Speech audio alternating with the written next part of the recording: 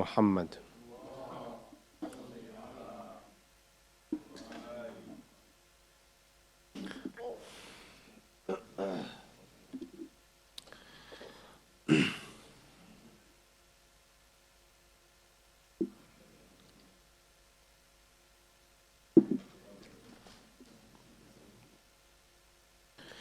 أعوذ بالله السميع العليم من الشيطان اللعين الرجيم. بسم الله رب العالمين. لا حول ولا قوة إلا بالله العلي العظيم. حسبنا الله ونعم الوكيل. اللهم صل على محمد سيد المرسلين وخاتم النبيين وحجة رب العالمين، المنتجب في الميثاق، المصطفى في الضلال، المطهر من كل آفة، البريء من كل عيب، المؤمل للنجاة، المرتجى للشفاعة، المفوض إليه دين الله. السلام عليك يا أبا عبد الله،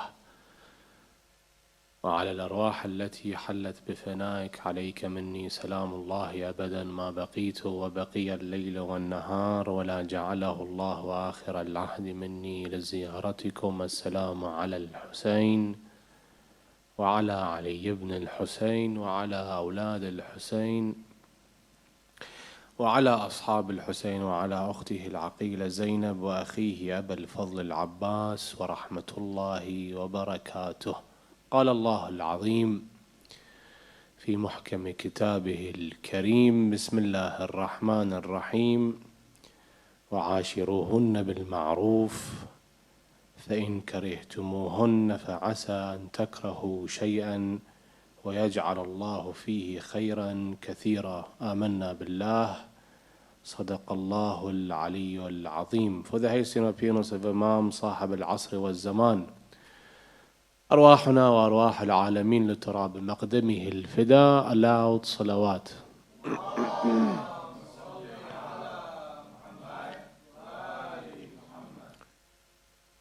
Many books have been published, many lectures have been delivered, many discussions have been discussed about this topic, and that is, how can I make my marriage work?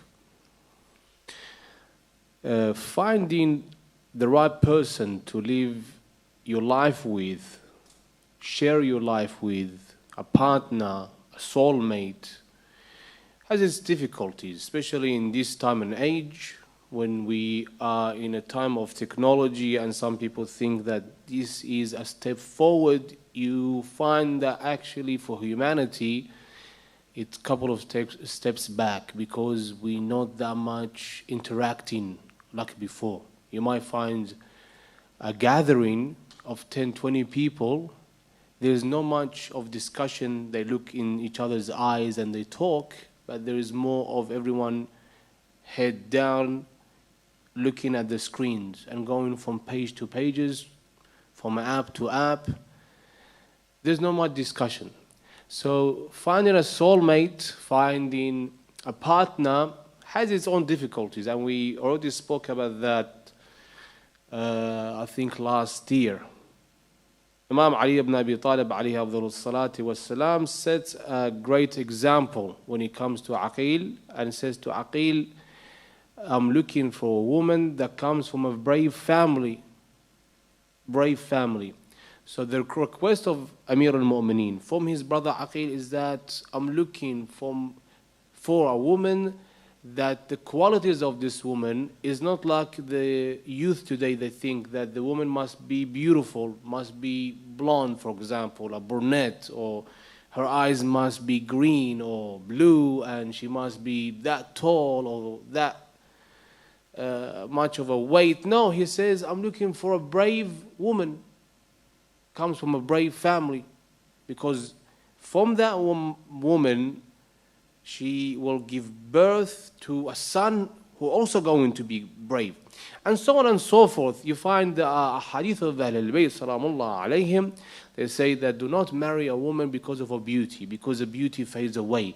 Do not marry a man because of his wealth, because wealth comes and goes. It doesn't give a person a better quality because he has more money in his bank account. Might be a person who barely is surviving, but he has the best of akhlaq. And you find a person who is really wealthy, he has the worst of characteristics. You don't want to live in this kind of a life. So the question after marriage, after the wedding, and then you go into what we call the honeymoon. The honeymoon is when you show your best qualities. You don't show your true nature. You don't show that person that is really hidden there. You try your best with everything that comes to your partner. If it's a conversation or the sharing a meal or going out, that honeymoon phase, when it fades, when it goes, that honeymoon, when it goes away, even if it's 1 month, eventually it will go away. It will pass. Then you see the true person you're going to live with. The akhlaq of that person, if he's angry, the anger comes out. If he's khaluq, his akhlaq comes out. You see that person of his true nature. Then there is a lot of complications of how do I live with this person, because why you find these many books were written. For example, one of the books that was written in 1992 by John Gray by the name of Men Are From Mars and Women Are From Venus, 15 million copies were sold in 1992. 15 million copies, because people that are in search of such a book, how to make this relationship work. And other books were written. You find another book was written by Gary Chapman by the name of The 5 Love Languages. I recommend for everyone who is about to get married, even if he's married 5 years on, 10 years on in his marriage, to read this kind of books. There is a lot of discussions. There's a lot of lectures out there. Now, why is it important to know this? Because when you start this relationship, this marriage, you are investing. You are investing your money, you invest in your time, you invest in yourself. That this marriage tomorrow must be successful. From this marriage, there must be some good coming out of it, and that is for me to have children that I can raise them to be good muwahhideen, monotheists that believe in Allah subhanahu wa ta'ala, muttaqeen, pious, and for them to be soldiers of Imam al-Hujjah salamullah alayhi. So by one of the ulama, one of the scholars who is a psychologist, he said that it doesn't matter of the beauty of a woman, of the woman that is a wife, or the wealth of a husband, that this marriage can work, can be a successful marriage. It depends on a couple of things. One of which he mentions is that these people will raise a child who will be one day muwahhid, who is a monotheist. It doesn't matter how much money he has. Money doesn't bring happiness. Beauty doesn't bring happiness. It's akhlaq, it's the characteristics of one to another person. Now, if you look at the books that are written by many psychologists, you find there is a long list. The lectures that have been delivered, a long list of lectures that are good to listen to if a person who is about to get married or he wants to, of course, improve in his marriage life, that this needs to be done for a person to evolve. Now, if you look at the ahadith of Ahlul Bayt, what do Ahlul Bayt talk about? Ahlul Bayt, salamullah alayhim, and Quran al-Kareem, the verses in the Quran al-Kareem, they have taken every angle of this, every part of marriage before, what to choose, how to choose. See, the title is that the men are from Mars and women are from Venus. Why?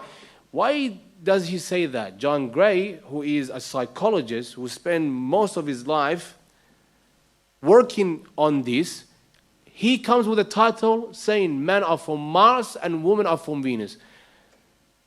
And if you look at the distance, Earth is right in the middle of it. Because one comes from Venus, one comes from Mars, they come and they live on Earth. What does it mean? It means the idea. She is raised in a household is way different from his household. Maybe he was raised spoiled. Whatever he wants was given to him. She was raised to be independent, take care of everything. She must be sufficient. She must take responsibility, but he wasn't brought up like that, or vice versa. Vice versa. Now, Ahlul Bayt Salamullah alayhim, when Ahlul Bayt they mention the marriage life, they say both parties, they have responsibilities. They have to abide to. If a person takes these responsibilities into account, he will have a calm, happily marriage life.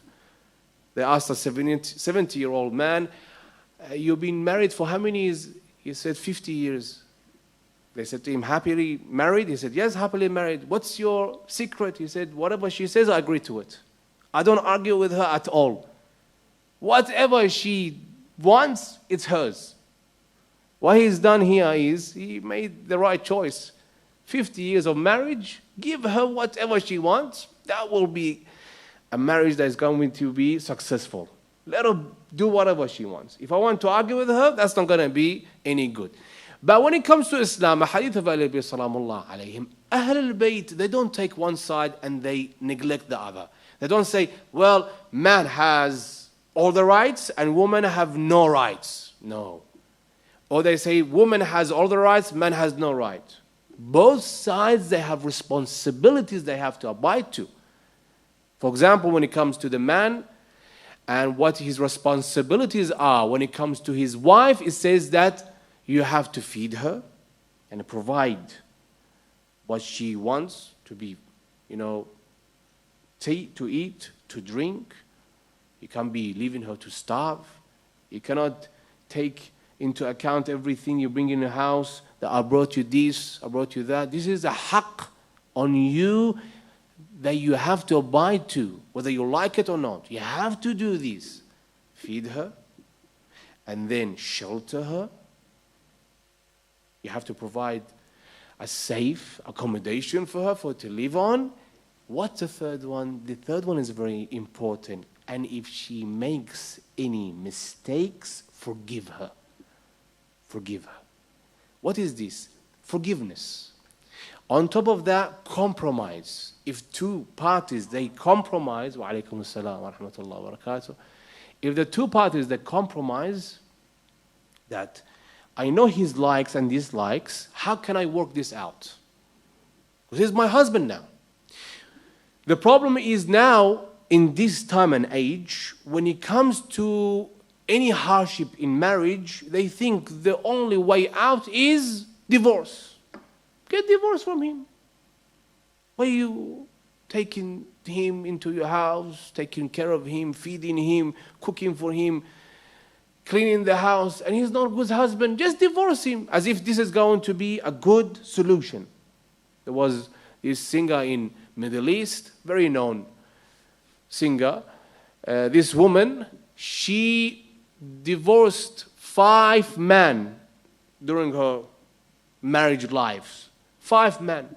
She marries them, she doesn't like them, she divorces them.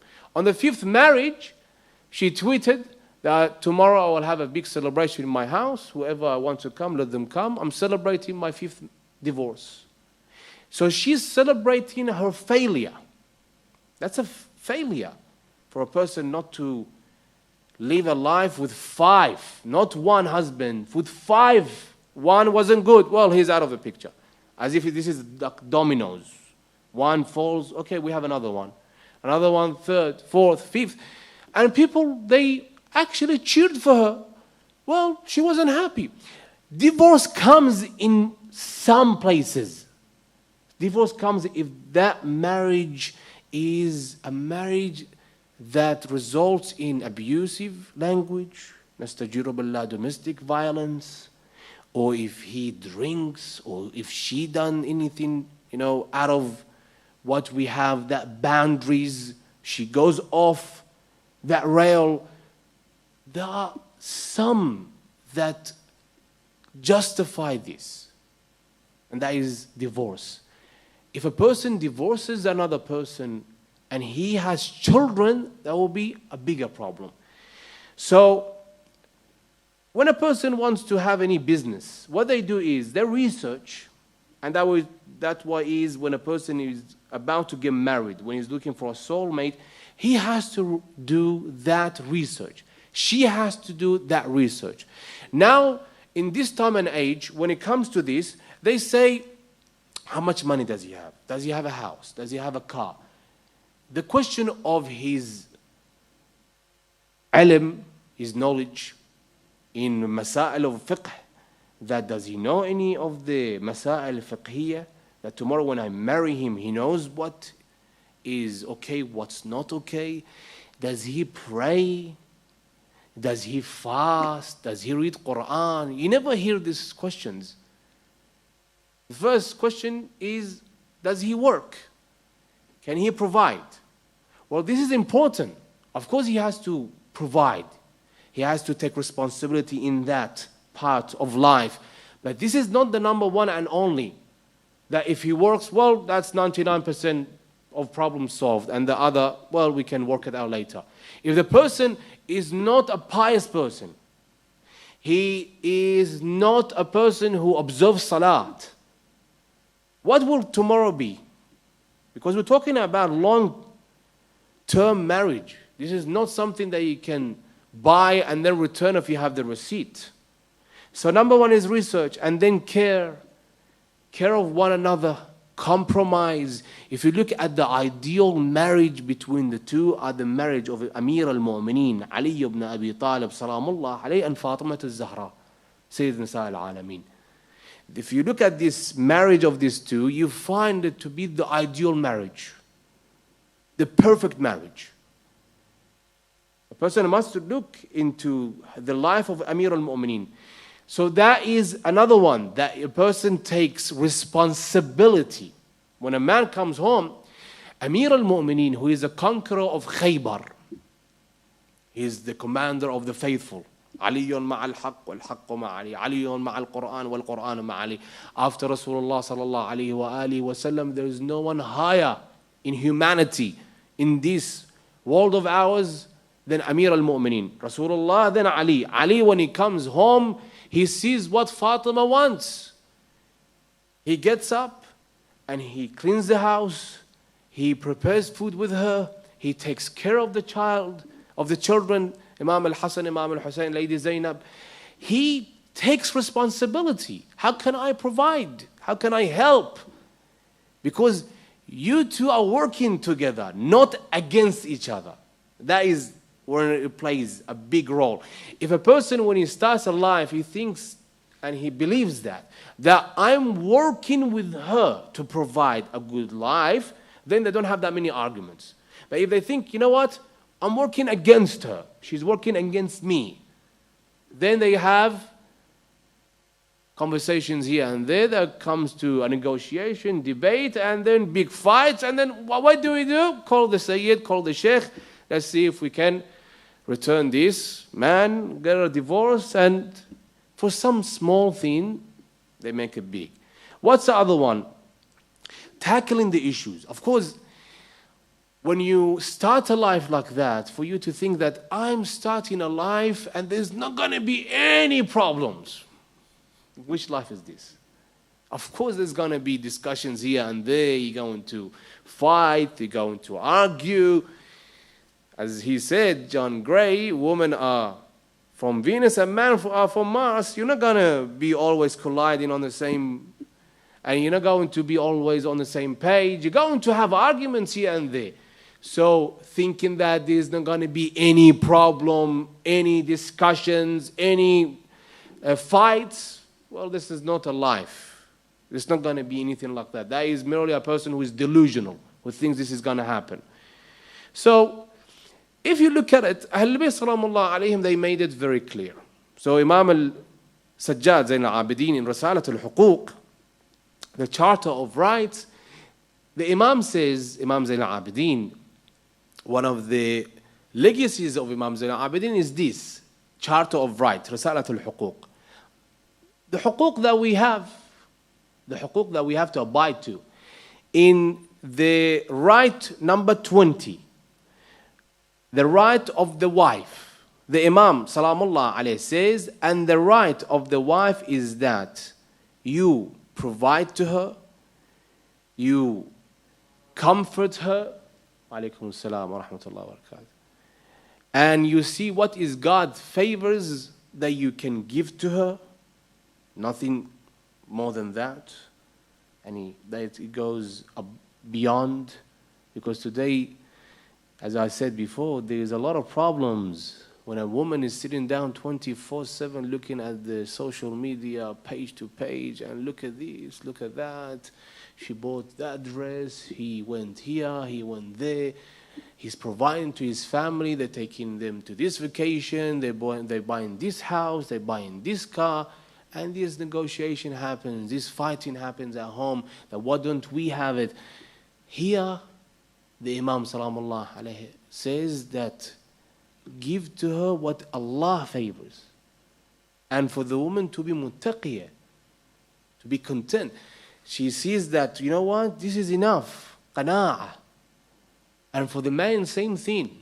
When a man sits down 24/7 looking at different pages of women, you know, they did a lot of working on their faces, a lot of plastic surgeries, and then comparing his wife to this woman, a woman that in his house, she's taking care of the children, she's cooking, she's cleaning. On top of that, he wants her to look like a princess. This is not fair. That's what the Imam Salamullah alayhi says, that if she is making any problems, if she is ignorant, forgive her. And on the same thing, there must be forgiveness from one to another. That you don't always bring the old issues. 20 years ago, this happened in, you know, that country, in this house, let me bring it back. The Imam says, forgive her and forgive and forget. Not to bring it back again and again, and you want to repeat the same thing over and over again. One of the psychologists who has been working more than 30 years in this field is by the name of Dr. John Gottman. Dr. John Gottman, 30 years and counting. He's working with couples and he's tackling the issues that they are leading the couples into divorce. And he calls them the four horsemen of the apocalypse. Why? Because these four horsemen, they will lead you into divorce. What are these four? And if you look at them, he is coming after 30 years of research, bringing two couples, letting them fight with one another, argue with one another, and then coming with all these research, writing it down, and then giving it to the public. He's a psychologist.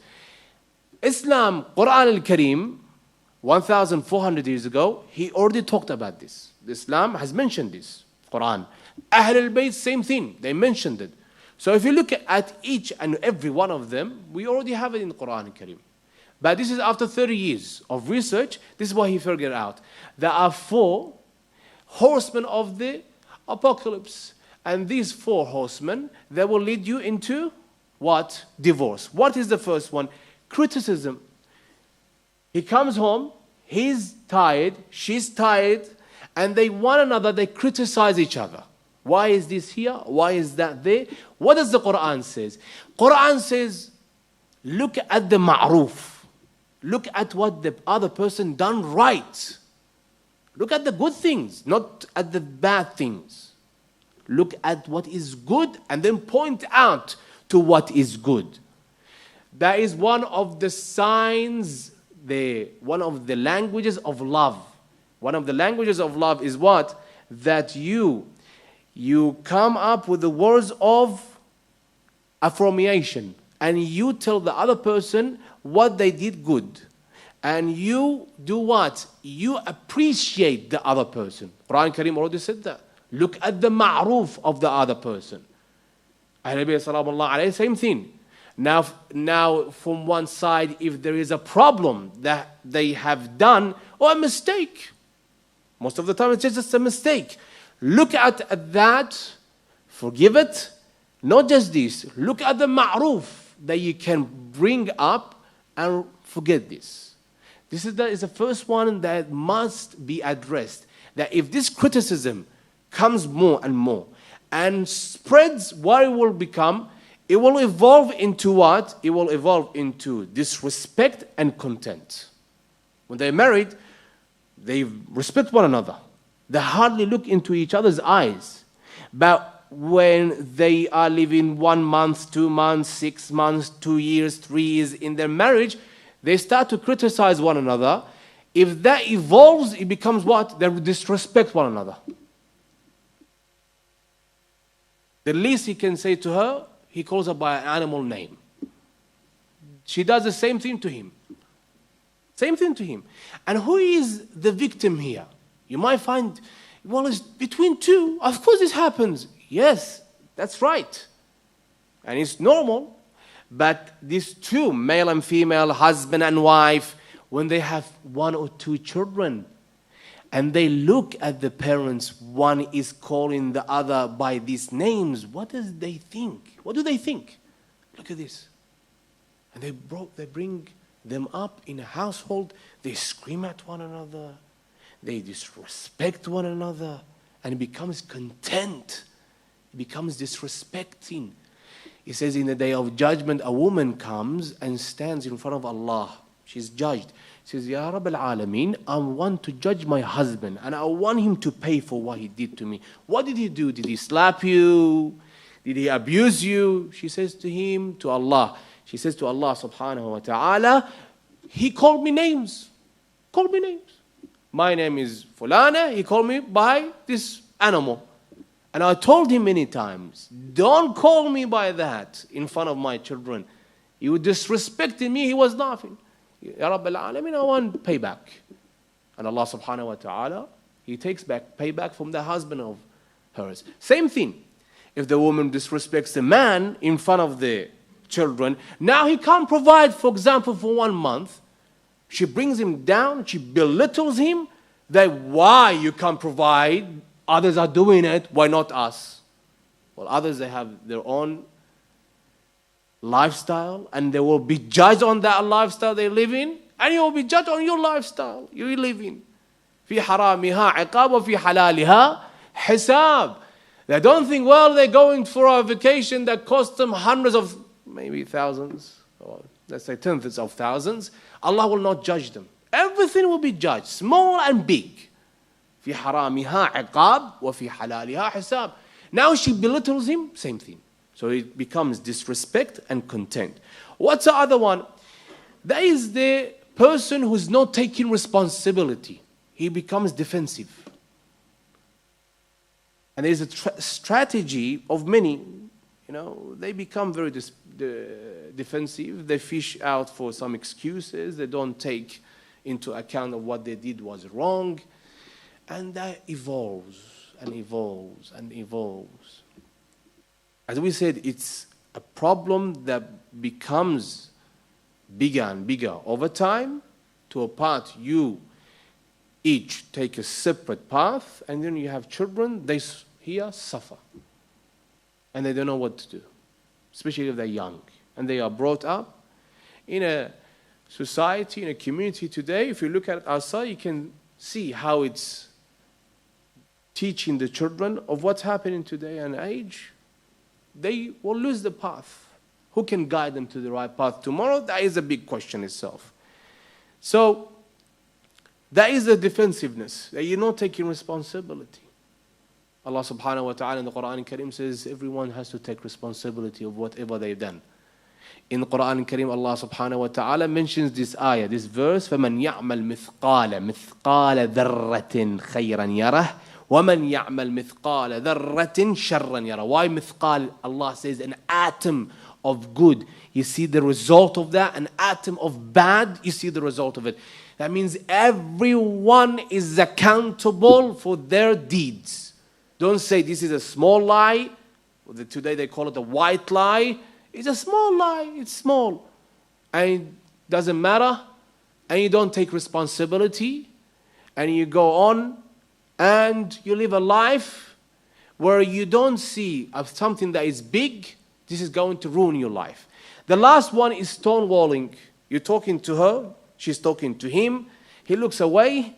And he looks at the door. He looks at the wall. He doesn't talk. And here what happens is, when a person is talking to the other, the speaker, when he says he's been ignored, she's been ignored, and instead of the 50 caliber, he brings a 70 caliber.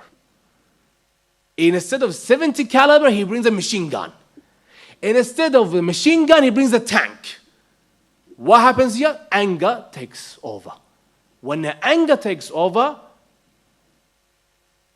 أوله جنون وآخره ندم. Imam As-Sadiq Salamullah alayhi says, the first is junoon, insane. He's jumping up and down, and then later on, it is what? Nadam. He regrets his actions. If you take a video of a person who is angry, later on they show to them, he doesn't believe that was him. She doesn't believe that was them. So stonewalling brings that anger out. And anger is one of the biggest problems in a relationship. Anger. If a person cannot take control of that anger, he comes home, he's tired, she starts to argue with him, she starts to say something, he says another, they say another, and then they bring out all files. Your mother did this 30 years ago, your grandmother did this 40 years ago, and then they pile up, pile up, pile up. Nastajiru billah, as one of the brothers used to, he said to me a while ago, a young man came to him in the mosque and he was crying, and he said to the Sayyid that I punched my wife, pregnant wife, I punched her. In a moment of anger, she miscarried the child, a 6-month-old child. I killed my unborn child. What do I do now? What can he do? What can he do after this? So anger comes as a result if you see this happening one after the other. He's not taking responsibility. She's not taking responsibility. There is disrespect with one another. There is contempt. There is criticism between one another. There is no compromise from any side. Anger takes over, and then the first victims are the children. Why do I talk about this now? Because every year, and this is not in Australia only, every country, the number of divorces rises. It never goes down. It's always increasing. Always increasing. Because the woman is looking for a way out. The man is looking for a way out. The woman, she sees, if I am financially sufficient, I can be my own, boss. I can pay for whatever I want. What do I need him? It's just a dead weight. When the man sees this woman that I married her 40 years ago, who used to be, beautiful woman, now she is getting old, let me go change it, get an upgrade with another one, and then goes away. This is what is happening today and in this age and time, that everyone comes with very little excuses and they belittle that. They think in the beginning it's small, but what happens is they pile it up, they build on it, and they come to this, that is divorce. So if you look at what we have, the books, at the lectures, we look at the discussions that are everywhere, you find that Ahlul Bayt Salamullah alayhim, from day one, they mention this. Choose a woman who is in your league. Don't go somewhere that she is not in your league. She comes from a wealthy family, you never can uplive to her standards. Or she is looking for another thing. She is looking for way different lifestyle. That you think, well, if I provide that to her, I can do it. I can live that life that she wants. Eventually, that will crumple, that will fall down. What is the number one thing that can live this life in a happily married life? That is taqwa. Piety. If they fear God, both sides. what is coming from my mouth, is this approved by Allah subhanahu wa ta'ala? Both sides, they will take account of what they did was right or wrong. And then later on, they can start taking responsibilities and think, how can I become a better person? How can I become a better person? I can evolve. When a person takes that responsibility, he thinks, how can I evolve? Not to say, you know what, I'm perfect and she's the problem. Or she says, I'm perfect, he's the problem. That what brings a person to the end of the route. And where that is divorce. And they think this is the end of it. That leaves depression. That leaves children living a life they don't know, how to be guided by the right path. They lost a father, they lost a mother. So it's taqwa, and taking into account a role model like Amir al-Mu'mineen and Lady Fatima al-Zahra salamullah alayha. Lady Fatima al-Zahra, in her last moments, if you see at her wasiyyah, or well, she looks at Amir al-Mu'mineen and it's only her and Ali. And she says to Amir al-Mu'mineen, did I betray you? Did I say anything that you did not like? I asked you for anything you couldn't provide. Rasulullah said to her before her marriage, he said to her, Ya Fatima, you are about to get married to Ali. Never ask him for something he can't provide. He can't provide it. Don't ask him for something he can't provide. So that was Fatima al-Zahra in her house, and she never asked him for something he couldn't provide. We have a hadith that says that after 3 days, she comes to him and she says to him, Ya Ali, we have no food to give to the children. 3 days. And yet you find there are households, the man provides everything and the woman, she's still not happy. So a great role model is Fatima al-Zahra, this woman. A person might say, this happened 1,400 years ago. That woman that time was way different than the woman today. What is the difference there? There is same man, woman living today. There might be slight problems that became bigger. There might be some technologies that made our life easier, but it's still the same. If a person looks at the akhlaq, the characteristics of Ali, becoming like Ali in the house, and like Fatima al-Zahra in the house, you find this house to be a happily married life, a happy house. The children, they come into a house that tomorrow they can too have a nice, happy life. Allahumma salli ala Muhammad wa ali Muhammad. Allahumma kulli walika al-Hujjat ibn al-Hasan. Salawatuka alayhi wa ala aba'ih fi hadhihi as-sa'a wa fi kulli sa'a.